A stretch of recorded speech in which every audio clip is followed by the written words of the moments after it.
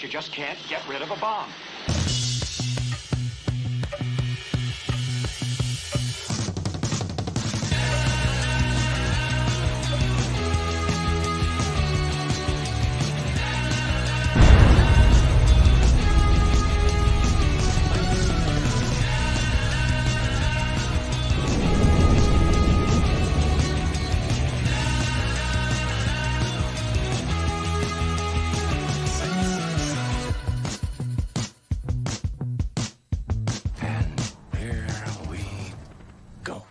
Hey, everybody, it's Will. And this is Thomas. And we're back at the virtual spinner rack this week for a book neither of us heard of or read or saw, but we know the artist quite well from Red Sonja and many, many other things.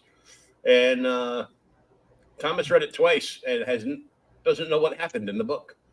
There were just too many words. It took me 2 damn weeks to read this book. Jesus Christ. Oh man, I was like, oh, so this dude did Red Sonja. It was great, and now, whoo. But anyway, so we were talking a little bit before the thing on the pre-show. I guess telling you, I got the Iron Fist Epic Collection, Volume 1 in. Mm-hmm. Any of our devoted fans, followers, whatever, buy it, read it. It's all pretty much Gil Kane, John Byrne art, and it's Iron Fist. And you get the first appearance of Sabretooth.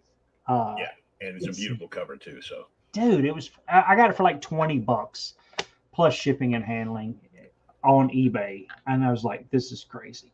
I got the original Age of Apocalypse omnibus for $20 off Facebook Marketplace before I moved here, and I made the guy feel bad for me. Crippled in a wheelchair. I can't come out and meet anybody. I can't even get out of the door because there's steps to go down. So he brought it over. I go, I'll toss you like $5 for gas if you bring it over. He goes, sure. By the way, I got a lot more stuff. I go, yeah, but that I have to have. Yeah. Is there something wrong with it? Are the pages stuck together? He goes, not in that book, no. Damn it. And it's like this thick, probably. Oh, yeah. It's like this because there's the prelude is in there, which is like the whole Legion build up to what he did. So there's like 4 issues before Age of Apocalypse even starts. Dang. And they're way more wordy than Ribbit. Or Rubbit, whatever. I don't understand that. I don't understand that one. So this popped up on my email, Facebook feed, whatever. You know how after you read enough comics, they send you advertisements for stuff that's on sale. Mm-hmm. So I got an advertisement on sale. Only 15 left in the warehouse. So I ordered one. I got to take the plastic off. But you ready? I'm ready.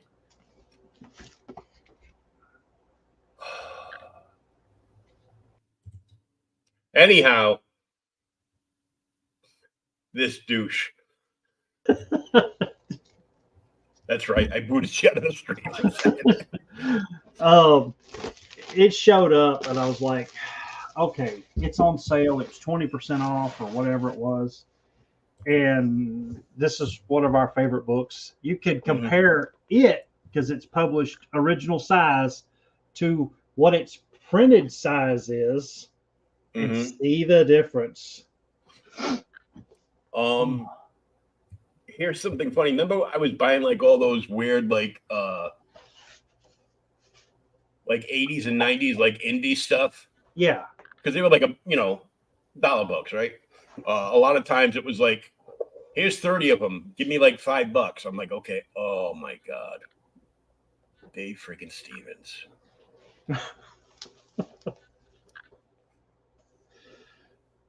30 of them for like $10, right? Yeah. So one of them was it was a IP that started at Pacific, and then Pacific went under, and then First grabbed it and took it. Yeah. It was Star Slayer. It was like out of space Conan. Yes. So issues 1, 2, and 3 of Star Slayer are the first 3 appearances of Rocketeer. Yep. They're in the back. Yep. There's back page ads. So Star Slayer 1 has a cameo. It's considered the first cameo because it's like a full page ad. Yeah. But it's like an art page ad, right? And then his second appearance is in number 2. So his first full appearance is in number 2. And then number 3 had like a small, like 2-page backup story. All before the actual Rocketeer story. Yeah. So. And it's been a couple years since I've read this. I remember the first time I read it in one damn sitting, the whole thing. I'm surprised you're not wearing white gloves opening that thing. Yeah, I was looking for it. I found it. You ready? Yep.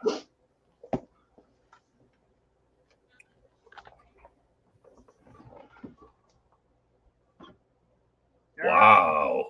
Yep, exactly. Mm-hmm. Hi, Betty. How's Veronica? Who? Never mind, wrong Betty. Dude, this is the art is freaking amazing. Oh, his work was just insane. Like I remember he did, I don't remember if he did the interiors, but I remember I bought, just to look at the cover, like issues of Rainbow. It's like a I think that's what the character was called. It was put out by the same company that did DN Agents. Yeah. I think she was actually one of the DN Agents, one of the characters in DN Agents. Yeah. But she got like a solo, like one shot or mini series or something, and he did the art. He did the cover art. It was like $7 back in like the 80s. Yeah. Back in the 90s, it was like on the store shelf for like $7, and I'm like, okay. Do you even know anything about this character? I go, I don't care. I'm actually buying a book for a cover. Yeah, I've gotten most of his covers. I cannot get my damn hands on a God, what is it? Oh Jesus, now you made me forget it. It's by BlackThorne Press, Planet Comics #1, I think it is. It's the one with the dirty pair flying off. Mm-hmm. You know what I'm talking about? Yeah. I don't have that one, though. It's the yellow background with them flying off. I've managed to get 2 of the. Now I would love to have one of those. I feel so sad with my little Rocketeer book. Damn it! I got it cheaper. It was in color. I don't know if that's got all the story in it. Now you've got to break up the crayons. Hell no. That's only 2 artist editions I've got now, and it's bad. That's the second one I've bought. The first one was Steranko. So we're talking, I had how much time getting this? Like I had to order some personal bath toiletries, shall we say. And this came up on the screen because I've searched comics on Amazon before. Yeah. This came up and was on super sale for like $16. Oh, yeah. So I'm like, well, let's see. Opposed to 30, so it was like half price. Yeah, half. Yeah, because I figured it's like just 30 something. I thought. Apparently, Target had it on sale with like one of those stickers on this beautiful cover. Yeah. So I got a comic shop owner I know just got back into business after being away for 20 years out in Utah. Bought it there, and then got like 50% off any other graphic novels and stuff that were there. So he went looking around for stuff that was like already marked down. Yeah. He's like us. He's a dollar box diver. You get some good stuff in the dollar boxes. Oh yeah. And then you gave me this Swamp Thing Bronze Age, and I am in issue 4 right now. Yep. I'm like almost done with like issue 4, which is the crashing of the plane. Did we do 7 on the podcast one time? Yeah, I was gonna ask. I go, no, I think we did that one. That was the Batman issue. Yeah, dude, Wrightston's Batman is so good, and what's bad is as good as 7 is, 8 may be better. And the thing is I was at a convention one time, and I was buying Swamp Thing Volume 1, and I've got a whole set. I've got all the Swamp Thing Volume 1, and I was talking to this guy, and he's like, yeah, well, nobody really buys after 10 because Wrightston quit drawing Swamp Thing after issue 10. I'm like, okay, Wrightston quit drawing Swamp Thing after issue 10. Did the series just all of a sudden start really sucking, or what the hell happened that nobody buys after 10? Because the guy was just trashing everything after it. So when I started getting my collection together and figuring out what the hell's going on, I read the first 10 issues. They're all Wrightston. They're amazing. Mm-hmm. And Nestor Redondo does the art after that. And Redondo is damn near, I'm not going to say he's Bernie Wrightston because nobody is, but he's nothing to sneeze at. And I'm like, damn, Redondo is amazing. And it's like, oh, nobody reads them because it's not Bernie Wrightston. Yeah, well, I love Wrightston, but there are other artists out there that are damn good too. Mm-hmm. And it blew my mind because in that one that you got, it's only the first 10 issues, and I think it's got House Secrets 92. 13 issues. Plus plus the first appearance, plus the house. So it's got issue all the way to 13. Yep. So they list. Len Wein was writing them, the legend himself. All of them, yeah. Bernie Wrightson, Nestor Redondo, Michael Kaluta. It's like, have that guy tell me what's wrong with Michael Kaluta. Yeah. I'm like, what the hell, dude? Look at He must be angry because is Kaluta still alive?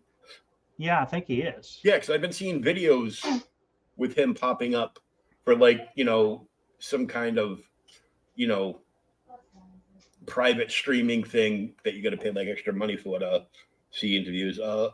And Luis Dominguez and the Carl Kerschel did the cover for this edition. But yeah, look at the cover for issue 12, and just tell me what the hell is wrong with that. The first time I saw it, I was like, "This is awesome." Yeah, it's House of Secrets 92 from 71, and then Swamp Thing 1, 2, 3, 4, 5, 6, 7. Damn index. Click the page. Yeah, 8, 9, 10, 11, 12, 13. Yeah. So the cover for 12. 12. First time I saw it, I was like, damn, this is awesome.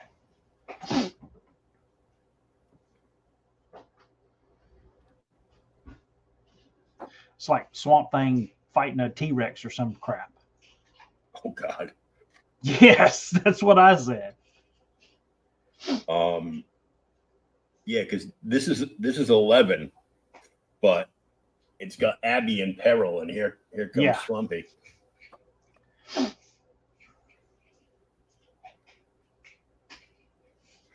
Before Alan Moore went all funky with it later on.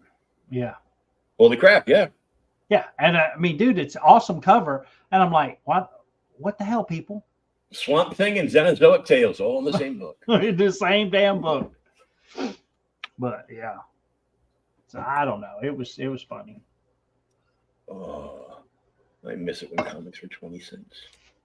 We miss when comics were 20 cents. I have not placed my comic order for this month, and you could get 5 brand new comics for $1 the year that issue 12 came out. Yeah. I have yet to place my order for this month's comics, and I am still debating on whether I'm gonna. I'll probably just order Hulk and Daredevil, and maybe that's it. The only other thing I'm seeing, and I don't think you've even knew about it, I will show you because it is It's actually in this month's Previews? previews. Yeah.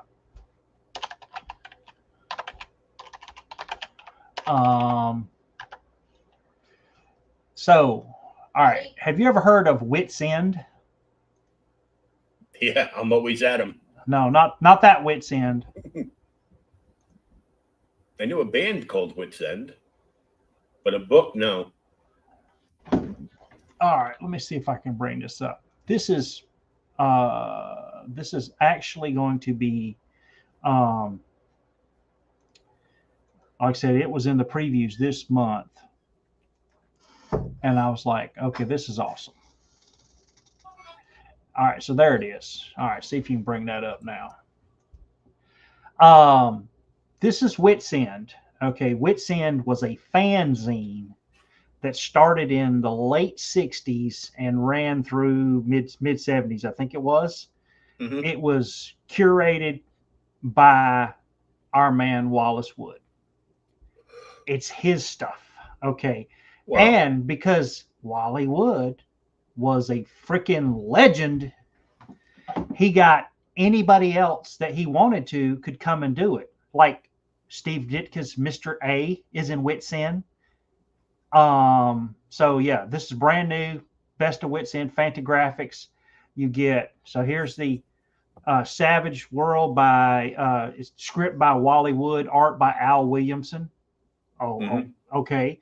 Animan by Wally Wood, Animan 1 and 2, Midnight Special by Steve Ditka, a book called Orion by Gray Morrow, excuse me. Some poetry by Ralph Reese, Mr. A, the first story of Mr. A in Steve Ditka. Do you know who Mr. A is? No. Okay. All right. So you know Steve Ditka created the question, right? Yeah. In the 60s. And the question is all his, I don't want to say his kind of objectivist philosophy and all that. And if you read some of the early issues, we need to do one on the podcast, the early issues of the question, you can almost hear Steve screaming at you. Mr. A was his like nemesis. Not his nemesis. It was his version of the question, but wasn't owned by anybody else, but owned by him. And it's even stronger. And it's a lot of his personal beliefs and everything else. And it's in a kind of a superhero book. So you got the first Mr. A story, the second Mr. A story. You got a book by Art Spiegelman of Mouse, Richard Brasford. I actually don't know who that one is. Here's some more Wally Wood. Last Chance, plot and art by Frank Frazetta, the script by Bill Pearson. Doesn't matter what the hell Bill wrote. That's amazing. The Reject. Sorry, Bill. Yeah, sorry, we love you, man, but it doesn't matter what it is. Frank did an awesome job. The Rejects by Bob Stewart, art by Wally Wood. Same thing. Bob, you know, we love you, man, but Wally did that. A portfolio of Edgar Rice Burroughs by Reed Crandall. Damn, dude, that's awesome. Purview, The Adventures of Talon by Jim Steranko. Here's another Alien story by Bill Pearson and art by Jeffrey Catherine Jones. You do know who that is, right? I know who Catherine Zeta-Jones is. Okay. All right. We're not going to get all political or anything, but Jeffrey Catherine Jones is actually Jeff Jones. Okay. Okay. Okay. He transitioned later in life and become Catherine Jones. But Jeff Jones was a friend of like Kaluta, Wrightston, all of those massive, talents that came up in the 60s and 70s. Mm-hmm. And I have actually read some people say that some of his fanzine stuff or her fanzine stuff is better than anybody else's. They may have been the best of the lot, which is saying a hell of a lot. You got some more Gary Morrow. Here's something by two stories by Bernie Wrightston. Holy shit, it still keeps going. I'm not even going to go through all that. There you go. Al Williams. Yeah, it's pre-sale right now. I think it's $50. I'm probably just going to order it. It's 250 pages. Yeah, that's a big book. But it's, man, it's where the hell? This is the best of this fanzine. You cannot buy these. They're $100 an issue if you buy them online, and they're worth, they're good. And then you don't want to read them because you'll mess them up. Mm-hmm. Of course, this is just the Google preview. Look at that. Look at how good he is. Some freaking people, and there's a chick. It may have Sally Forth in it too. I think it does. You know what Sally Forth is, right? Nope. I've heard it, but okay. Sally Forth, if it's in here, is Wally Wood's kind of like his side piece. His side piece, exactly, for the men and women in uniform. And Sally is like a female soldier who can't get anything done, but she's amazingly hot. So all the guys are after her, and half the comics she's always naked. So I'm really probably going to get that and just skip buying regular new comics this month. The other morning I woke up at I think like quarter of five. Yeah. To go to the bathroom. And then I got a notification on my phone. And then I'm like, well, I'm up. I should probably, because I paid $18 for the entire catalog of Creepy magazine.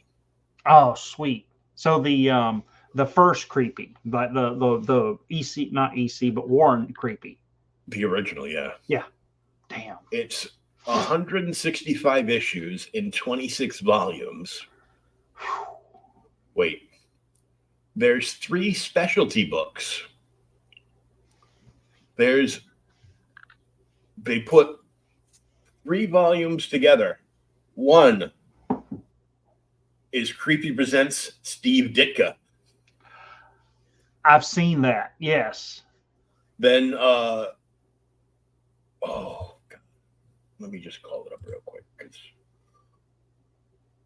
And see, that's the thing. You get back and you start reading some of this old stuff, the fanzine stuff and the Warren magazines, the non-mainstream stuff, and you find out that the legends were doing, I don't say their best work, but some of their damn best work in this stuff because they couldn't do it at Marvel and DC. And they just, They wanted to do what the hell they wanted to do.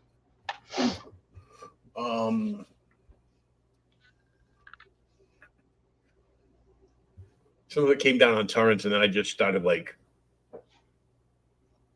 I've got some error reports that came down with it, and I don't know what happened, but I can always go back to the link and get them again.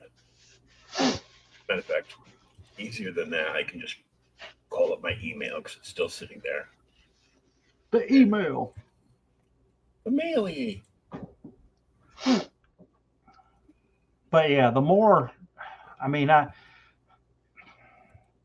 I've read Hulk for this month, and it was good. I read the new issue of Thor, and it was all right. I have yet to read the new issue of Daredevil. I am looking forward to the new Wonder Woman series by Tom King. I hear they say that's amazing. But, as far as new stuff, there's just nothing out there that's, making me want to run out and read it right now. Mm-hmm. Okay, here we go. Found the email, huh? I found the email that had the link. Okay, so it's volumes 1 through 28 and 1 through 26. Okay. And then these specialty books. Creepy Presents Alex Toth. You suck. Really? Creepy Presents Richard Corbin. Corbin did enough to have his own damn Creepy Presents? Yep. Holy jeez. Creepy Comics Volume 2 At Death's Door. That was the comics, not the magazine. Yeah. Creepy Presents Bernie Wrightson. Yeah, I knew Bernie did a lot for one. The Steve Ditko, yeah. I didn't know Ditka did that much creepy. That's a little Yeah. weird. So yeah, I mean, I just wish I could set up like a link from my storage to my tablet so I can lay in bed and actually just read. And go through and read them all. Yeah. But I'm like, that's just awesome. And in the meantime, I was having a guest on the show the other week. John Hervey from Beyond Time Comics, who's got a bunch of stuff out. And I backed him on a digital tier, which gave me a free year subscription. It was like $30 to get like up through, but not including the last issue of this series. There was a prior series that gave you like the history and the origin of this character. Yeah. And then it was like that. There's like 2 volumes of trades now, or 6 single issues. And he has everything up but the very final issue. So I'm just waiting for that to hit. Global Comics, it's called. It's got some like small press stuff, but it's mostly like, just indie comics. So I've got it for years. I've been reading like stuff on there. It was pretty cool. I told you we were talking about just indie comics and stuff the other day, and I found it and read it. The Crooked Man. Oh, with, yes. Hellboy, The Crooked Man. Yeah, I read that. Damn, dude, that was amazing. But it was so good. All right, you ready? Now that we've talked about good comics, are you ready to read the Ribbit? All right, so this is a 4-issue collector series by Comico, Ribbit by FrankThorne, issue 1. First of all, there's a green chick on the cover on a skateboard with a gun, which, hey, it's FrankThorne. Chased by like a Cobra tank. Yeah, exactly. It looks like his tank, because there's no actual like cannon barrel, but it's got like a gunner with like a laser beam or something. Yeah. And it almost looks like Frank directly ripped off Gene Simmons and put him in pink on the bottom of a skateboard. Oh, doesn't it? Yes. I was like, what the hell? So she's riding around with her gun, and like I said, Comico, Ribbit number 1. This is cool. I did include this in because back in the day, if people don't know, Frank used to show up at all these comic book conventions with his, I guess, I don't know if they were a couple or not, but this, I guess, Linda Burrell, they showed up as like the wizard and the mistress at all these damn comic conventions. That's literally how he went. There are 100,000 pictures of him like this. Yeah, a mad wizard at that. Yes. Since those days, Alan Moore has taken over that role. No, he has not taken over that role. That's just the way he looks, buddy. And the way he's been acting, he's taken over the mad part. And it doesn't. Not the wizard, but the mad. And what is it? It's no matter what your job title is, your work history pales in comparison. Was it Alan Moore, wizard, Rasputin impersonator, part-time Santa Claus, comic writer, and something else. Yeah. FrankThorne as Boomer Finn, renegade alchemist, and Linda Burrell as Sargasso, the reservoir of all knowledge. Photo by Cheryl. Yeah. That's why Frank hung around with her. Well, hold on a second. So, oh Lord. Just so we know, because comments are going to come in. Yeah, they may. Ribbit by FrankThorne, created, written, and illustrated, edited by Dana Schultz. Dude, I don't know what the hell she edited it, because she did not make this any shorter. Nope. This book was long. It took me longer to read this than it did, to finish up, Old Man in the Sea by Hemingway. It's like, Jesus. Yeah, when you said last week, are you ready to read it? Hell no, I'm not ready. I've got through half of it, and I don't feel good. Yeah, published 1989. So the thing that got me first, all right, besides all the words, is it starts out, it's like damn Mad Max, man. Mm-hmm. And It's this like a is goof on Mad Max. yes. I don't often get offended because it's tough to offend me because, when I was a teenager, I got offended all the time. And that's why I was always in the principal's office. But I was slightly offended that FrankThorne drew that me with my ginger hair in as the lead character. We're just going to call you Throg from now on. Isn't that his name, Throg? Yeah. Yeah. So here's Throg. Yeah. Throg's beloved awaits. His nostrils flare even at the thought of being with her soon again. But what's bad is we'll find out in a minute his beloved is not what you think she is as he rides. And this is like, is the horse alive? I don't know, because it dies later on and it just like gives up the ghost. It's like a cyborg horse. It's like, you got like these big like rat fink tailpipes coming off the backside. Yeah. So it's like kind of alive, but not really. Yeah. I was like, oh my God. It was just bizarre. So here's the first tip, dear reader, whatever. Notice the side of the horse, it says Blonde Fire on it. So he heads back and he heads kind of back to the city, Shaity's abode. All these words are just like, I don't know how the hell to pronounce them. I'm from Georgia, so I have a pronunciation problem anyway. You ain't got none of that shit down here. This shit is just adds Bless to your it. heart. Yeah. So he shows up, and when he gets there, he's met by his pet, like mutated frog, Ribbit. Yeah. So there's, hey, Ribbit, I have some fresh tales from the far place. And, of course, Ribbit can talk to him because we're in the future and it's, I don't know, damn new apocalyptic wasteland. The art is amazing, though. The art is really good. The art is good. And there was so much hilarious stuff in this book, though. Yes. And some of it is in the beginning, really subtle. Yeah. In the beginning, they're like little like jabs here and there. And then towards the end, it got real serious, but and at the first part, I mean, Thog is the damn comic relief here. He's been doing like a expedition mission or something, trying to find out, and he's come back and he's brought, his little friend Ribbit, munchies and all this, and then he's come here to see the queen, who is like super hot. And there we find his real name, Throgonus. I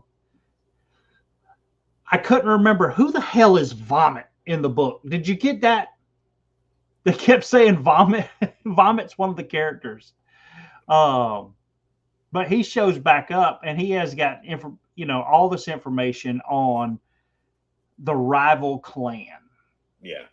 And she's going, the princess or the queen here is actually going to use, she's got an orb, a magic orb that she's going to use to make a spell and create a monster to help destroy her rival enemies. Mm-hmm. And she asked him, we've got to mix the potions up, come down, I'll need your help with it, and so he's like, enough of the duties and struggles with, concerns. So now he goes up to his place of supplication. And there's Ribbit, who talks to him. You're welcome. So he gets up there and, dude, the VHS player still works.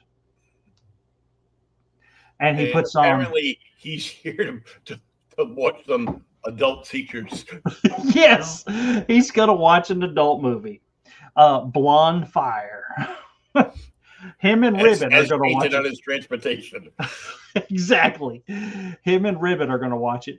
I did like the one eyeball is like he's one eye. Yeah. He's got the lazy eye or whatever. It's not just lazy; it's falling off his face. It's like literally sideways. Yeah. Oh. So they sit and watch. They watch the most, and he gets drunk, and they go to sleep. Mm-hmm. Of course, when midnight comes around, now the princess wakes him up as it's time to go down and mix the potion and create, the monster that's going to go and destroy the bad guys. Yeah. In case you haven't figured it out yet, that VHS tape is his girlfriend. Yes, that's his girlfriend. Yep.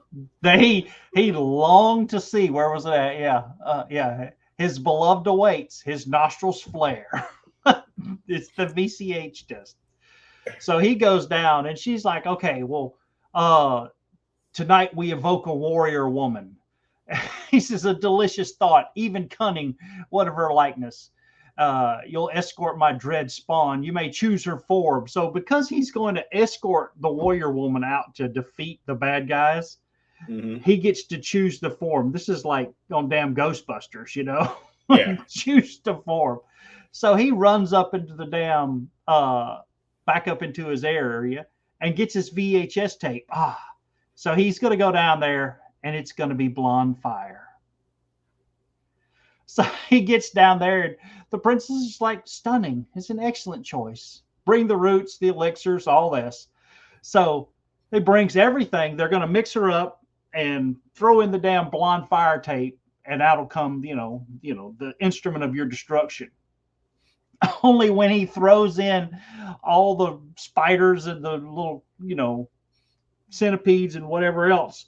There goes Ribbit. Ribbit jumps in. And of course, he's like, my devoted friend. She's, gone, glimmering like a snowflake in the blend. I shall never see her even once more. Nay, but, and then all of a sudden, out comes the monster, Blonde Fire, only she's merged with Ribbit. She comes out and kisses him. Oh. It's almost like this is an ad. It's just like an ad campaign for the Jolly Green Giant. I don't know. You've seen the giant. You've seen Sprout. Here's Ribbit. Here's Ribbit. Oh, so yeah, there she is. She's like, and of course, Ribbit is fawning all over him because it's his pet, and now it looks like the woman that he loves, that he's never met, and all she says is Ribbit. So, he is just plain happy as he could be, like inspired Plutonian tailors, shouts familiars gathered by the materials. Thog sits by and lovingly ponders how he will cultivate his manifest beloved and mold her as a woman. Yeah, dude, I don't know what Frank was thinking. This is crazy. So something makes me think this was teenage Frank's fantasy. I don't know. So we leave Throg and Ribbit, and now we get to see the bad guys who, they've got German iron crosses on their heads and everything else, and they're blowing up bugs and shooting missiles everywhere and just basically being bad guys. And then, dude, more words. I do love the plug-in crystal ball. That was funny. So she wants to see everything. To plug that shit in. I'm like, it's not a crystal ball. It's one of those plasma things from Spencer's. I don't know how it survived this long. How it got this song. This thing is a snoozer. Plug it in. Poop daddy. And of course, now she sees there's Ribbit. What's funny is Ribbit is apparently a little smaller than the bringer of destruction that the Queen wanted. She wants to throw her back in and start over, but Throg's like, no, we can't do that. She's my friend, and she can do it. And even Ribbit says, hey, I can go out and destroy them. That's where it is. Vomit's the bad guy. Vomit, whatever you want to call her. That's the bad dude. Better than puke. Yeah, exactly. So they head out, and I love this. She gets the damn abacus out. They got all this. She does all the calculations. Like, okay, go on and see. Let's see if she can do it. And she's small enough to actually get on his back, and they ride around on a damn skateboard, and she just shoots stuff coming up. It's just like damn Beavis and Butthead or something. Oh God. The art is really, really good. That's the one thing that, I mean, like I said, the story was a little weird. So after she does, you removed all the words, you could just make up a better story. I guess. So after she does her fight here with her and Throg, she kills the all the little fake monsters and everything, and proves her worth. So now the queen's like, okay, cool. Now that you proved your worth, we're gonna go out and send you to go fight Vomit. And Ribbit still, she's, no matter how hot she is, she's still a frog. Bugs. She's eating bugs. And Throg's like, maybe you need to adjust your diet. And maybe we don't need to call you Ribbit anymore. How about Irene? This was funny to me.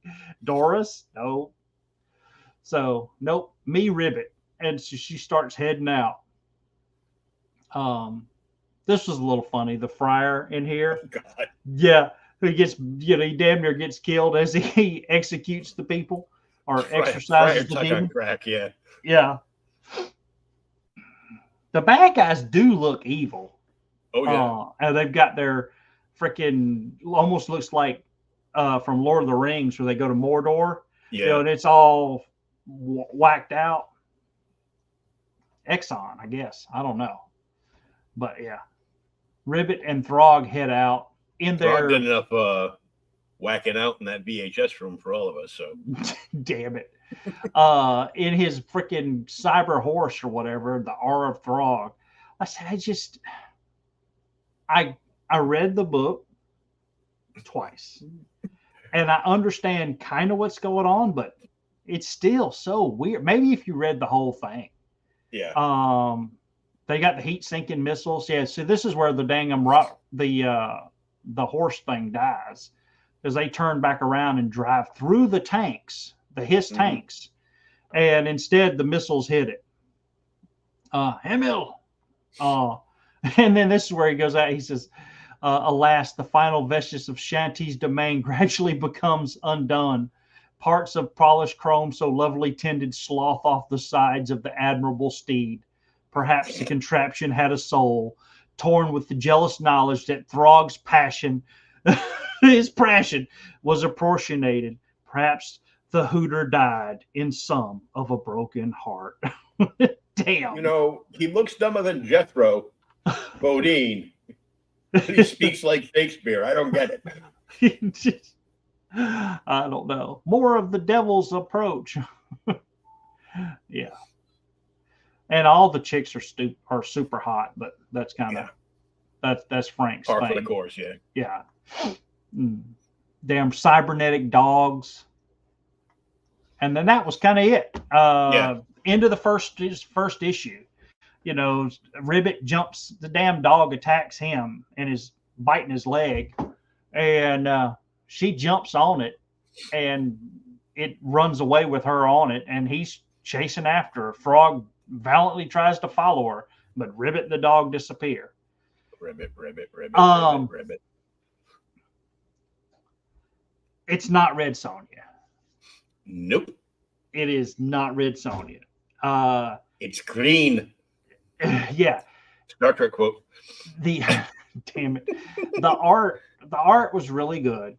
It is, I don't say standard FrankThorne art, but yeah, classic FrankThorne art. This is what he drew.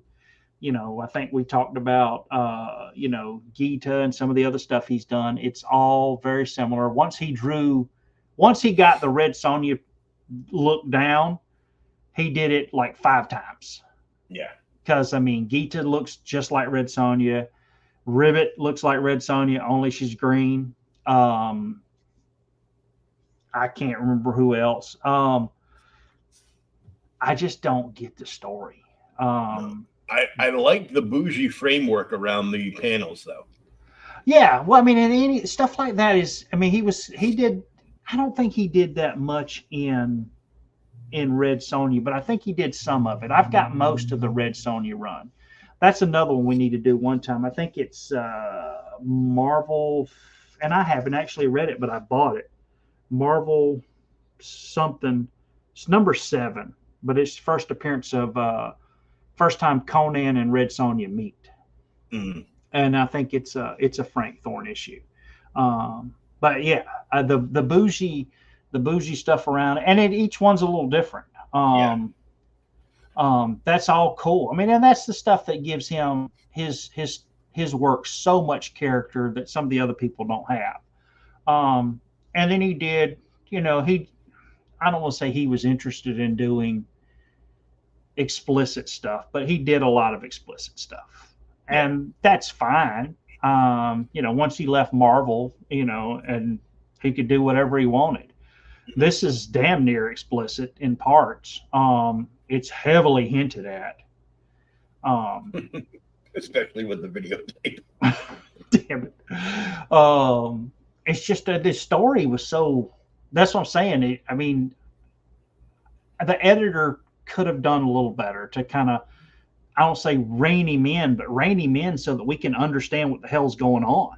Yeah. His girlfriend shouldn't have been named Blonde Fury. His girlfriend should have been named Mary Bomb. Mary Bomb. Damn it.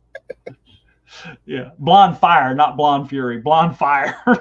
Yeah. Yeah. Was it? Where does he say? And the writing is so. Oh my God, dude, it's weird. As he begins the ceremony, he moves to the shrine as the cluttered room thrums the invocation. His pudgy fingers stroke the hoist box, and an epiphany of sweet, moist she odors tease his wayward nose. It's almost like he was writing a novel and then said, not better just do a comic, and just took all the stuff from all the over expletive stuff, and just said, oh, I'll just rewrite this stuff and put it in comic panels. Yeah. And I mean, and way back in the day, we could all say this, what is he here at the bottom? Was it how exquisitely simple, how easy the access now to depress the play switch and then rapture.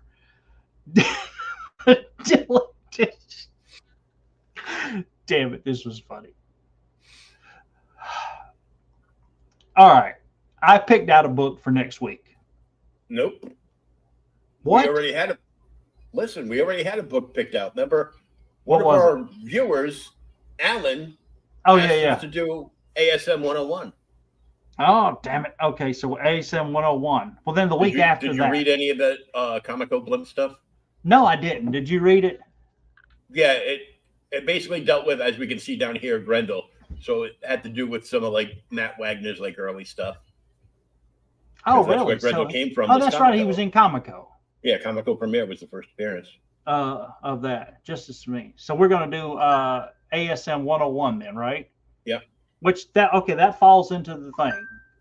Then the week after, then we can do we'll do another one. Okay. Because I had picked out a horror book because it's Halloween. Okay. Well, we can do two. Huh? It can be our Halloween special. Yeah, I mean, well, that's the book. I mean, after you read all these words, Jeez, 2 books would be nothing. 2 books would be nothing. The one I had picked out, let me get back and I'll show you.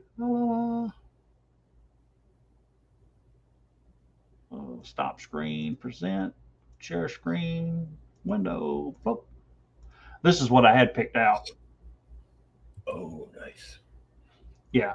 I love Tales from the Crypt. These are all these old EC stuff. And I was like, it's Halloween. We'll read something. What's but that, yeah. 32? Yes. I actually looked up online, what was the best of the horror books from Tales, the EC horror books. This one had they said the best stories in it. So, nice. But ASM, let me look up ASM 1. That's the first Morbius, isn't it? I think so. It's making me think that's the one where he's got the spider arms, but I'm not sure.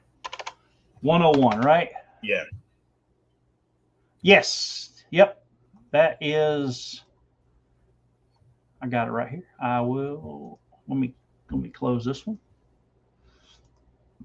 Oh, it used to be a better way to just like share stuff. There you go. Oh yeah. Yep.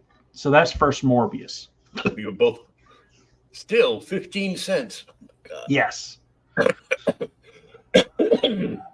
And being that it's first Morbius, I think we were talking about it a while ago. It's Gil Kane art, isn't it? Yep. Yeah. Because Kane did an amazing run on Spider-Man himself.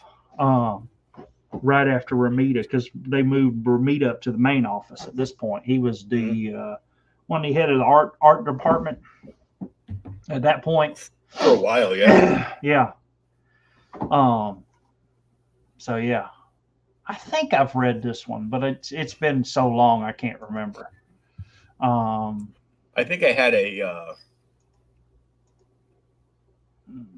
think you had what? I think I had like a reprint of that issue. Did you? Yeah, I'm not Roy. sure if it's a facsimile or something. Roy Roy, Thomas, Gil Kane, and Frank. Guy, however you say his name. Frank. Yeah. Spider-Man, Gwen Stacy, J. Jonah, Joe Robinson, Morbius first appearance, and the Lizard, Dr. Kirk Connors. Oh yeah. 45 is still one of my favorite issues of Spider-Man, just for the cover, with the Lizard on it. Other characters, Aunt May, Kazar. Kazar was mentioned, really. Frankenstein's monster, Dracula, Batman, the Shadow.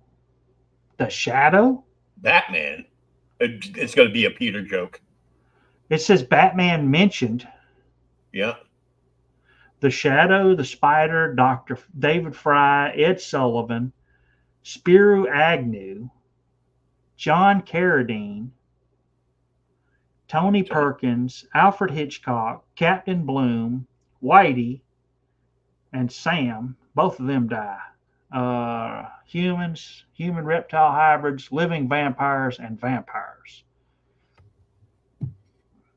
Dude, all right, now I really want to see it because I don't remember mentioning no damn Batman. It's going to be a Peter Parker joke to, get through his anxiety. Something that's a little weird. I'm not reading all that crap. He probably cracks at Morbius saying, "What are you supposed to be, Batman?" Maybe that would make sense. Something like that, Huh. But I mean, John Carradine? I think most of that would be like timely references. Yeah, because what Tony Perkins, John Carradine, Anthony, and Alfred Hitchcock are all freaking movie stars at the same time. Ed Sullivan would have been on TV. Spiro Agnew was in politics. I think. The news, yep. Huh. But yeah, we'll do that one, and then I guess week after that would be. So next week would be. Let me look at the calendar here. 26th, and then the week after would be the 2nd. So we could do that. 2nd of November. That'd be our Halloween issue. Okay. Do the Tales from the Crypt. Now that Halloween's over, pay attention to us on the 2nd of November where we're doing Halloween. Yeah. Well, we could go to the 2nd of November and just be earlier and go, do the Guy Fawkes thing and blow something up. Sure. Isn't that what is that V Vendetta for Vendetta? Mm-hmm. Was it the 5th of November? Remember the 5th of November. And then I forget the rest. Yeah, the Powder Keg Revolution or something like that. Yeah. It's been a while since I've read that. Oh, God. All right, man. Well, I'll get that over to you, and then we will be back next week and do Amazing Spider-Man 101. Sounds good to me. Looking for the right button. There's the right button.